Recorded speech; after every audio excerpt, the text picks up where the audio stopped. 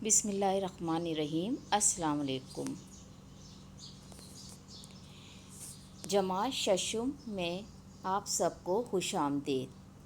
آج ہم مضمون اردو میں نعت پڑھیں گے، وہ ہے نبی ہمارا، جس کے حصہ الف ہم آج پڑھیں گے۔ تو بچوں، اب آپ لوگ سب صفحہ نمبر 22 نکالیے۔ اب ہم شروع کرتے ہیں نظم، وہ ہے نبی ہمارا۔ جس نے ہمیں سکھایا نیکی کی راہ پہ چلنا، بچنا برائیوں سے سچائیوں میں ڈھلنا، نام خدا پہ جس نے ہر ایک کو پکارا، وہ ہے نبی ہمارا، وہ ہے نبی ہمارا۔ کعبے میں جس نے سدا سنگی بتوں کو توڑا، بندوں کا جس نے رشتہ واحد خدا سے جوڑا، بندوں کے دل میں جس نے خوف خدا ابھارا، وہ ہے نبی ہمارا، وہ ہے نبی ہمارا۔ انسان کے مرتبے کو جس نے دیا سنبھالا، ذلت سے گمراہی سے جس نے اسے نکالا، جنت کا جس نے مژدہ اس کو دیا دوبارہ، وہ ہے نبی ہمارا، وہ ہے نبی ہمارا۔ جس نے عمل پہ رکھی بنیاد عاقبت کی، جس نے کہا گھڑی ہے نزدیک آخرت کی، اور پھر جزا سزا سے ممکن نہیں کنارہ، وہ ہے نبی ہمارا، وہ ہے نبی ہمارا۔ تو بچوں، آپ لوگ نے یہ نظم پڑھی، وہ ہے نبی ہمارا۔ جیسا کہ آپ سب کو ہی معلوم ہے کہ ہمارا مذہب اسلام جو ہے وہ ہمارے آخری نبی حضرت محمد مصطفیٰ صلی اللہ علیہ وسلم پر مکمل ہو گیا، اور اس کے بعد کوئی نبی نہیں آئے گا۔ ہمارے نبی کے آنے سے پہلے آپ سب کو معلوم ہے کہ عرب کے بہت برے حالات تھے، لوگ بتوں کی پوجا کرتے تھے اور غیبت اور بہت سی خراب برائیوں میں مبتلا تھے، اور اپنی بیٹیوں کو زندہ جو ہے وہ دفن کر دیا کرتے تھے۔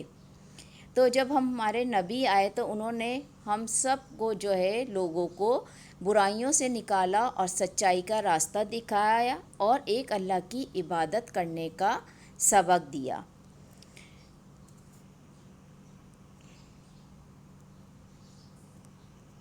بچوں، اس کے بعد ہم آتے ہیں الفاظ معنی کی طرف۔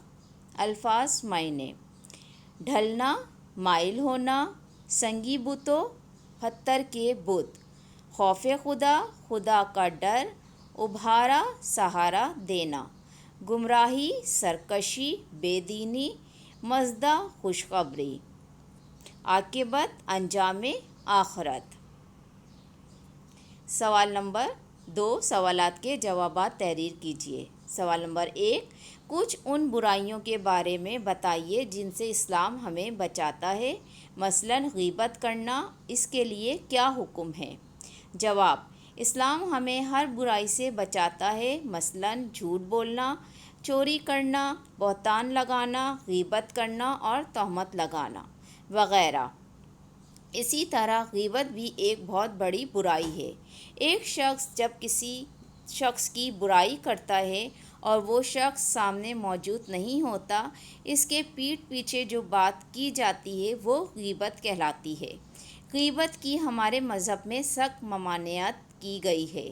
اللہ تعالیٰ فرماتا ہے، کسی شخص نے اگر کسی کی غیبت کی تو گویا اس نے اپنے مرے ہوئے بھائی کا گوشت کھایا۔ سوال نمبر 2، کعبے میں بت توڑنے کا واقعہ بتائیے۔ جواب: فتح مکہ کے موقع پر جب اسلام اور مسلمانوں کو فتح مبین حاصل ہوئی تو مسلمان مکے میں دوبارہ داخل ہوئے۔ حضرت محمد صلی اللہ علیہ وسلم نے اپنے ہاتھ سے خانہ کعبہ میں موجود بتوں کو توڑا اور خانہ کعبہ کو پاک و صاف کر کے وہاں نماز ادا کی، اور آئندہ کے لیے یہاں بت پرستی حرام کر دی۔ بچوں، اب ہم نے نظم بھی پڑھ لی اور اس کے بعد الفاظ معنی اور سوال نمبر 1 اور سوال نمبر 2 بھی پڑھے۔ تو بچوں، اب آپ کے گھر کا یہ کام ہے کہ آپ کو نظم کی بلند خوانی کرنی ہے اور نظم زبانی یاد کرنی ہے، اور اس کے بعد اپنی کاپی میں نظم کا ٹائٹل پیج بنا کر الفاظ معنی اور سوال نمبر 1 اور سوال نمبر 2 جو ہے اپنی کاپی میں تحریر کرنے ہیں، اور بہت اچھی لکھائی کے ساتھ۔ تو بچوں، اس کے ساتھ ہی آج ہمارا حصہ الف ختم ہوا۔